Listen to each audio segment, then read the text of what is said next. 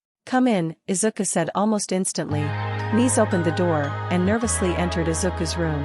Hi, Mr. Midoriya. Nice, what's wrong? Izuku asked, looking very concerned. He could tell immediately. Nice noted. There's something I need to tell you. And so Nice explained everything. From the voice in her head to the incident during the attack. Every last detail. I see, so you found out about Kira then. Izuku sighed, as Nice's eyes went wide. You knew? Nice asked in a whisper. Izuku gave her an apologetic look. Yes, and I'm sorry I hid it from you. I just didn't know if you dash. What else do you know? Nice asked quickly. Not much. Izuku decided to be completely truthful here, so as not to damage his bond with Nice any further. When we first found you, or rather, Kira was sent here to kill me by the MLA, the same organization that Sheena defected from. However, you were exposed by Fu before you could even get close to me. From what Fu gathered, Kira was a child assassin, raised to be a killer by manipulative, scummy parents. Each word Izuku spoke filled Nice with more and more horror. Yet at the same time, they resonated with her, bringing out emotions of shame, regret, and longing. She knew they had to be true. I was an assassin. I killed people? Nice, you aren't responsible for those deaths, Izuku said. Children are people born into this world as almost blank slates. Knowing nothing about the world. Those people manipulate children and bend them to their will. It's brainwashing, even without using a quirk. You can't be blamed for what happened. Nice still looked to be processing that information, trying to come to terms with what had been revealed. As for your condition, it's complicated. Izuku continued.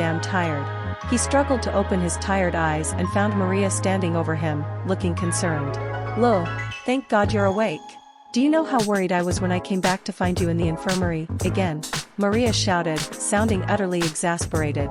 Not my fault. Lo defended. It was that rat Dash. I already know what happened. Maria interrupted him sternly, giving him a harsh glare. You tried to go back to our time, didn't you?